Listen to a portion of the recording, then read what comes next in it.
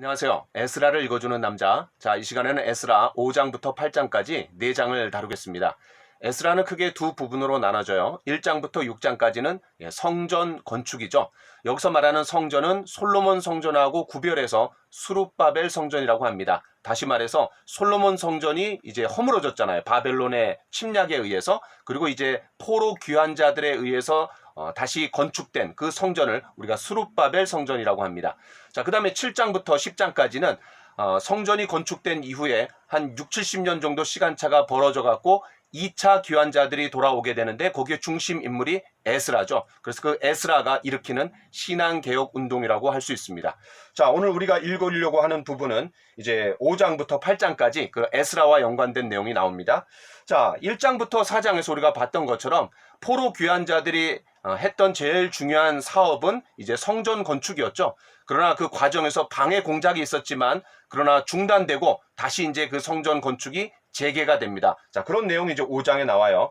여러분, 반드시 우리가 기억해야 될 게 뭐냐면 역대기와 또 에스라, 느헤미야가 같은 시대의 선상에서 같은 배경을 가지고 있는데 역대기의 중심이 성전이라면 마찬가지로 에스라, 느헤미야에도 그런 성전이 중심이 됩니다. 물론 이제 느헤미야는 성벽을 중건하는 거죠. 그래서 역대기에는 솔로몬 성전이 중심이라면 바로 에스라는 수룹바벨 성전이 중심이다. 이렇게 여러분 기억해 두시면 좋을 것 같습니다. 자, 5장. 이제 성전 건축이 중단됐다가 다시 시작하는 거죠. 자, 1절부터 5절에 보니까 지난 시간에 말씀드렸던 것처럼 자, BC 538년에 귀환합니다. 그리고 536년에 성전 건축이 시작이 됐다가 520년 방해 공작으로 말미암아 20년에 다시 재개가 돼요. 그리고 516년에 그러니까 586년에 바벨론에 의해서 망했는데 약 70년 후 정확하게 거의 70년이죠. 70년 후에 성전이 다시 재건이 됩니다. 자, 그런 내용을 여러분 염두에 두시고 보시면 이제 5장 1절 선지자들 곧 선지자 학개와 이또의 선지자 스가랴, 우리가 말하는 학개 스가랴가 바로 이 학개 스가랴입니다. 자, 학개 스가랴가 이스라엘의 하나님의 이름으로 유다와 예루살렘에 거주하는 유다 사람들에게 예언하였더니 이에 스알디엘의 아들 수룹바벨과 요사닥의 아들 예수아가 일어나 예루살렘에 있던 하나님의 성전을 다시 건축하기 시작하며 자, 520년에 다시 건축이 시작이 되는 거죠. 자, 그러니까 성전이 아직도 폐허로 남아 있는데 너희들만 멋진 집에서 살면 되겠냐라고 하면서 이 두 선지자의 동료가 이제 촉매제 역할을 하는 거죠. 자, 그래서 다시 시작이 됩니다. 어쨌든 그들의 어떤 믿음의 부족 또 안일함을 회개하면서 다시 성전 건축이 시작이 되는 거죠. 그런데 첫 번째 방해 공작이 있었던 것처럼 두 번째 방해 공작이 있게 됩니다. 자, 3절에 보니까 그때의 유브라데 강 건너편 총독 다뜨네와 스달보스네와 그들의 동관들이 다 나와 그들에게 이르되 누가 너희에게 명령하여 이 성전을 건축하고 이 성곽을 마치게 하였느냐. 어떤 의심스러운 눈초리로 이제 쳐다보는 거죠. 누구 허락으로 이렇게 하느냐라고 이렇게 얘기하는 거예요. 그러면서 이제 다리오 왕에게 이제 고발하는 겁니다. 그 시비를 걸었을 때 이제 고발을 하는 거예요. 그러면서 이제 답장을 기다리는 과정인데 그 과정에서 성전 건축이 다시 중단되는 것이 아니라 바로 하나님의 은혜로 그들이 능히 공사를 막지 못했다라고 했어요. 자, 그 다음에 이제 6절부터 17절에 보니까 다리오 왕에게 보낸 고소장이 이제 있는 거죠. 자, 그러면서 여러분 읽어보시면 이제 알아요. 그 고소 이제 왜 이렇게 이들이 이제 성전 건축을 하는 거를 내버려 두느냐, 이거 막아야 된다라고 얘기하는 거죠. 자, 그때 이제 13절을 보면은 바벨론 왕 고레스 원년에 고레스 왕이 조서를 내려 하나님의 이 성전을 다시 건축하게 하고, 자, 여기 보면은 고레스를 페르시아의 왕인데 바벨론 왕 이렇게 표현했어요. 자, 이건 뭐냐면 이 페르시아가 바벨론을 정복하고 바벨론의 계승자임을 이제 자처하는 거죠. 그래서 비록 현재 고레스는 죽었지만 그런 왕실 기록을 확인해 보면 이 고레스 칙령을 다시 발견할 수 있을 거다라고 얘기하면서 그런 사실 확인을 이제 요청하는 거죠. 자, 그 다음에 이제 6장으로 한번 가보겠습니다. 자, 6장에서는 하나님의 돌보시는 그런 놀라운 은혜 가운데 이제 성전 봉헌식을 거행하는 장면이 나옵니다. 자, 1절부터 12절에 보니까 이 고소장을 받고 다리오 왕이 조사를 이제 명하는 거죠. 자, 사실 확인을 이제 하는 겁니다. 자, 메대도, 여기 메대도라 그랬는데, 유다도가 있듯이 그 20개의 도로, 나눠 갖고 이제 행정구역을 관할하는 거였거든요. 그래서 메대도, 그 앙메다 성에서 고레스 칙령을 발견하는 거예요. 그러니까 고레스 칙령이 역대하 36장 22절로 23절에도 나오고, 그 다음에 에스라 1장 1절부터 4절에도 나오고요. 그 다음에 이제 다시 그 고레스 칙령을 발견했기 때문에 그걸 허락하는 거잖아요. 6장 3절부터 5절에도 고레스 칙령이 나옵니다. 3번에 걸쳐서 나오게 되는 거죠. 자, 그래서 성전의 규모를 밝히고 심지어는 건축 비용까지 다 대라고까지 이제 명령을 하는 거죠. 자, 6절부터 12절. 다리오가 그런 사실 확인서 및 방해하지 말아라. 이게 확인했기 때문에 방해하지 말아라. 라고 한 지시의 조소가 내려집니다.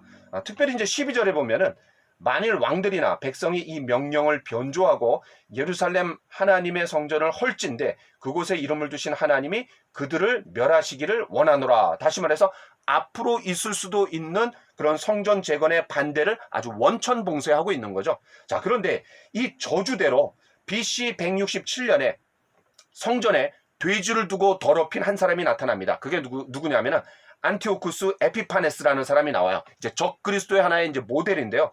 그가 3년 만에 그렇게 시행을 한 이후에 3년 만에 정신병자가 되고요. 또 자기 이름을 높이려고 성전을 확장한 사람이 나옵니다. 그게 누구냐면 바로 헤롯 대왕이죠. 그 역시 질병으로 죽게 됩니다. 그리고 AD 70년에 성전을 파괴한 그 로마가 어떻게 됩니까? 결국은 이제 나라가 망하게 되는 거죠. 이 저주 그대로 되는 거예요. 자, 그 다음에 이제 13절부터 18절에 보니까 이 다리오 왕의 조서로 이 총독 다뜨네와 관리들이 이제 신속히 이행하는 거죠. 뭐 이 뻥끗 못하고 이제 그대로 다 이행하게 되는 겁니다. 자, 그 다음에 이제 14절. 유다 장로들은 학계와 스가랴의 권면을 따라 이 성전 건축에 형통하게 됩니다. 특별히 하나님의 명령, 그 다음에 고레스와 다리오, 그리고 아닥사스다의 조서가 그런 성전 성공의 공로임을 인정하게 되는 거죠. 자, 그런데 여기서 이제 중요한 것은 아닥사스다가 나와요. 여러분, 아닥사스다는 지난 시간에 말씀드렸던 것처럼 BC 465년부터 그 다음에 424년. 그러니까 요 시대에 활약했던 사람이 이제 에스라와 느헤미야죠. 그런데 성전 건축이 완성된 거는 BC 516년이에요. 이런 시간 격차가 있는데 왜 또 아닥사스다의 조소라는 내용을 썼느냐? 이게 뭐냐면 이 아닥사스다는 성전 건축 시대 뒤의 왕이지만 바로 느헤미야를 통해서 호의를 이제 베풀어요. 그래서 그거에 대한 감사하는 차원에서 이렇게 이제 집어넣은 거예요. 사장에서도 아하수에로와 아닥사스다 시대의 성벽 건축을 방해한 사람들에 대한 이야기가 나오잖아요. 사실은 시간 격차가 있음에도 불구하고 왜 36년에 시작이 됐는데 20년에 중단됐다가 다시 시작했느냐, 이런 원인들을 밝혀주면서 이제 그 내용들이 들어간 거랑 비슷합니다. 자, 어쨌든 15절에 보니까 드디어 이제 성전 건축이 끝났어요. 자, 드디어 이제 완성이 됐어요. BC 516년에 완성이 된 겁니다. 자, 그러면서 16절에 즐거이 성전 봉헌식이 드려지는 거죠. 자, 17절에 그 봉헌식 예배 때 드린 제물들이 나오는데 수소 100마리, 또 순양 200마리, 어린 양 400마리를 이제 드리게 됩니다. 자, 그런데 여러분, 역대하 6장에 보면은 솔로몬 성전이 완성이 되고 그때 봉헌식에 드려진 그런 제물들이 나와요. 그때 소가 2200마리고요. 그 다음에 양이 12만 마리예요. 야, 그러니까 어마어마한 차이가 있는 거죠. 자, 그리고 7일 동안 낙성식이 있었어요. 자, 그거에 비해서 너무 초라하고 보잘것이 없지만 어쨌든 그런 포로 귀한 자들이 돌아와 갖고 그런 성전 건축이 이루어졌기 때문에 굉장히 감격하는 거예요. 자, 그런데 특별히 6장 17절에 이스라엘 전체를 위하여 속죄제를 드리고, 요 속죄제라는 게 뭐예요? 죄를 속하는 제사죠. 다시 말해서 그런 조상들의 죄로 말미암아 나라를 잃고 또 70년 동안 바로 그런 포로 귀한 그런 과정들이 있었던 거죠. 자, 그래서 그런 민족의 죄를 씻어내는 그런 작업들을 이제 했던 겁니다. 자, 19절부터 22절에 보니까 1월 14일에 정확하게 이제 유월절을 시행하는 거죠. 여러분, 여기 보면은 히스기야도 유월절을 지키죠. 그 다음에 요시야도 유월절을 지킵니다. 그 다음에 성전을 재건한 이후에 속죄제를 드리고 그 다음에 유월절을 지켜요.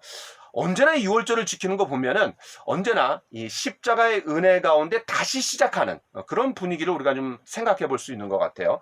자, 어쨌든 1월 14일 날 유월절을 지킵니다. 자, 여기에 이제 더 중요한 핵심이 뭐예요? 바로 제2의 출애굽이라는 것을 강조하는 거죠. 바로 그 바벨론 포로로부터 돌아오는 고레스 칙령에 의해서 돌아와갖고 성전을 건축하는 그런 모든 역사가 바로 제2의 출애굽이다라고 이제 아주 방점을 탁 찍는 거예요. 자, 그러면서 7일간 무교절을 즐겁게 준수합니다. 무교절이 뭐예요? 그런 누룩이 들어있지 않은 그런 맛없는 고난의 떡을 먹는 시간이죠. 자, 그러면 여기서 무교절이라는 게 뭐예요? 옛 누룩을 버리고 새롭게 준비하는 절기로서 바로 과거의 죄악을 버리고 이제 새롭게 시작한다라는 의미에서 이런 유월절과 무교절을 지켰다라는 것을 우리가 생각해 보면 굉장히 성전 건축 이후에 성전 봉헌식의 의미가 더 깊이 되살아나는 것 같아요. 어쨌든 모든 백성들이 즐겁게 유월절을 준수합니다. 무교절을 준수해요. 하나님도 그들을 즐겁게 하셨다 그랬어요. 자, 이런 것들을 우리가 볼 때 성공 또 즐거움의 원천이 누구냐? 바로 하나님이시라는 것을 우리가 알 수 있는 거죠. 자, 그래서 하나님께서 아수르 왕들의 마음을 그들에게서 돌리셔서 건축하는 자들의 손을 힘있게 하도록 역사하셨다. 다시 말해서 하나님의 섭리적인 돌보심 가운데 성전 건축이 이루어졌고 또 봉헌식까지 마치는 이런 내용들을 우리가 좀 생각해 볼 수 있습니다. 자, 이제 6장까지 마쳤어요. 여러분 1장부터 6장까지는 성전 건축이라 그랬어요. 그런데 그런 1장부터 6장에 그런 출발에 뭐라 그랬냐면 1장 초두에서 고레스의 칙령으로 시작했어요. 그런데 6장 마지막에도 그런 바사 왕들의 배려로 이것이 잘 마무리될 수 있었다라고 하면서 그런 바사 왕의 고레스, 나머지 바사 왕들의 배려. 그래서 요게 이제 하나의 괄호처럼 묶여 있어요. 어쨌든 1장부터 6장까지가 에스라 전체의 일부라고 한다면 이제 7장부터 10장까지는 2부다. 이렇게 구별을 지을 수 있는 것 같아요. 자, 그다음에 이제 7장부터 보도록 하겠습니다. 여러분 7장부터 10장의 주인공이 누구예요? 바로 에스라입니다. 자, 그래서 그 에스라가 어떻게 오게 되는지 이 과정을 좀 우리가 살펴보려고 해요. 자, 그런데 여러분 7장부터 8장에 핵심적인 키워드가 있습니다. 그게 뭐냐면 하나님의 손입니다. 자, 7장에서도 한 번이 나오고요. 8장에서 무려 3번이나 나옵니다. 그래서 하나님의 돕는 손길에 의해서 잘 순적하게 왔고 모든 일들이 아름답게 마무리가 됐다라는 것들을 강조하고 있습니다. 여러분 그걸 유념해서 보시면 좋을 것 같아요. 자, 어쨌든 성전 재건이 536년에 시작이 되고 520년에 중단됐다가 다시 시작이 되고 또 중단돼 두 번째 중단의 역사가 있었어요. 그러나 이제 결국 516년에 완성이 되는데 자, 2차 포로 귀환자들 다시 말해서 에스라가 언제 돌아오냐면 BC 458년에 돌아옵니다. 그러니까 한 격차가 어느 정도죠? 격차가 한 56년? 58년 정도 격차가 있는 거죠. 자, 그 이후에 에스라가 돌아오는 거예요. 그러니까 에스라서 전체의 그 책의 내용은 성전 건축이지만 그 에스라는 성전 건축에 가담한 것이 아니라 성전 건축이 끝난 이후에 한 58년 이후에 돌아와 갖고 그런 내면의 성전 다시 말해서 외형적으로 성전이 건축이 됐는데 이제는 이 공동체를 회복시켜야 할 그런 책임을 맡은 사람이 바로 에스라입니다. 그래서 내면의 성전을 회복한 사람이 누구냐? 바로 이 에스라다. 이렇게 생각하시면 좋을 것 같아요. 물론 성벽을 중건한 사람은 이제 느헤미야죠. 자, 1절부터 10절에 보니까 이 일 후에 그러니까 앞에 1장부터 6장까지의 성전 건축과 연관해서 이제 이야기하는 거예요. 물론 58년의 격차가 있지만요. 자, 성전 재건 후에 그러면 누가 와서 이제 개혁을 이룰 것이냐? 누가 개혁을 이룰 것이냐? 그 지도자가 누구냐? 이런 이제 질문에 대한 답이 누구예요? 바로 에스라라는 거죠. 자, 그래서 1절부터 5절까지 그런 에스라의 집안을 아주 장황하게 소개합니다. 다시 말해서 뼈대에 있는 집안이라는 거죠. 자, 이 에스라를 어떻게 소개하냐면 모세의 율법에 익숙한 학자라 그랬어요. 그리고 아론의 16대 손이죠.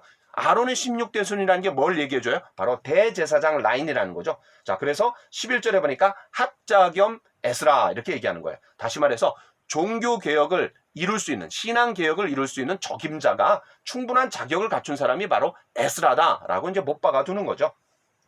자, 하나님의 도우심을 입어서 왕에게 구하는 것을 다 받았다 그랬는데 이것이 바로 이제 페르시아 제국의 고위 관리의 역할을 하고 있었던 게 또 에스라다라는 것을 우리가 알 수 있어요. 자, 7절에 보니까 아닥사스다 왕 제7년 아닥사스다가 요 기간입니다. 요 기간. 그러니까는 그 BC 458년에 귀환했던 에스라가 요 기간에 속하는 거예요. 자, 아닥사스다 왕 제7년, 그러니까 BC 458년에 제2차 포로 귀환이 일어나는 거죠. 그때 제사장, 레위인, 노래하는 자, 문지기, 느디님 사람들 중에 이제 돌아왔대요. 자, 10절에 보니까 그 에스라가 어떻게 하기로 결정했대요. 야, 요게 이제 중요한 구절입니다. 제가 한번 읽어보겠습니다. 에스라가 여호와의 율법을 연구하여 준행하며 율례와 규례를 이스라엘에게 가르치기로 결심하였었더라. 자, 세 가지 에스라의 이제 사명이 나오는 거죠. 첫 번째는 하나님의 율법을 깊이 있게 연구하고, 이게 이제 지도자, 또 목회자의 사명이죠. 두 번째는 그거를 자기가 실행해내는 거죠. 자기가 실천해요. 세 번째는 그 자기가 연구하고 실천한, 적용한, 그리고 경험한 것들을 어떻게 해요? 이스라엘 백성들에게 가르치기로 결심했다라는 거죠. 자, 여기서 우리가 목회자, 또 교회 지도자의 사명이 나오는 것 같아요. 제일 중요한 게 뭐예요? 말씀을 부지런히 연구해갖고 성도들에게 하나님의 말씀의 뜻과 원리들을 가르치는 겁니다. 그런데 그 과정에서 자기에게 먼저 적용해갖고 실천한 것들을 이제 나누는 거죠. 자, 그럴 때 또 능력이 있는 겁니다. 자, 그 다음 이제 11절부터 26절. 아닥사스다 왕이 조서를 내립니다. 누구한테 조서를 내리냐면 특별히 이제 에스라를 향해서 주는 조서예요. 그러니까 에스라가 이런 아닥사스다 왕의 조서가 손에 쥐어져 있었기 때문에, 또 한 손에는 조서, 한 손에는 하나님의 율법을 쥐고 이제 개혁을 위해서 이제 돌아오는 거예요. 자, 그 핵심적인 내용을 몇 가지 얘기해 보겠습니다. 예루살렘으로 올라갈 뜻이 있는 자들을 다 모아갖고 함께 데려가라, 이렇게 얘기하는 거고요. 그 다음에 아닥사스다 왕이 이제 파견하는 거예요. 그러니까 아닥사스다 왕의 파송을 받고, 공식적인 파송을 받고 에스라가 오는 겁니다. 14절에. 그 다음에 온갖 선물과 함께 이제 보내는데, 심지어 에스라가 원하는 만큼 물자를 제공하라 라고, 이제 국고를 열어라 라고 얘기하는 거죠.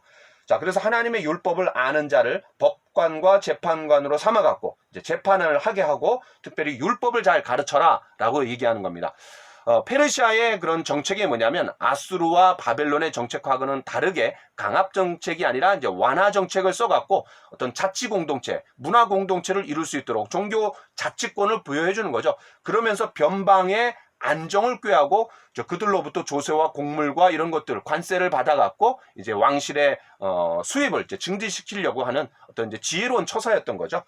자, 그 다음에 27절부터 28절에 보니까 이런 조서를 받고 에스라가 감격하며 감사합니다. 얼마나 감격했겠어요. 그런 공식적인 파송을 받고 특별히 아닥사스다 왕의 조서까지 손에 쥐었기 때문에 얼마나 든든했겠어요. 이런 모든 일 가운데 하나님께서 함께 하셨다라는 거죠. 자, 그의 감사와 감격이 이제 나옵니다. 제가 한번 읽어보겠습니다.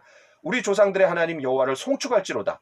그가 왕의 마음에 예루살렘 여호와의 성전을 아름답게 할 뜻을 두시고, 자, 이게 이제 목적인 거죠. 그러니까 에스라의 사명이 뭐냐? 바로 백성들의 내면의 성전을 세워갖고 이스라엘 공동체를 회복시키는 그런 사명을 가지고 오는 거죠. 이미 성전은 지어져 있기 때문에 그런 거죠.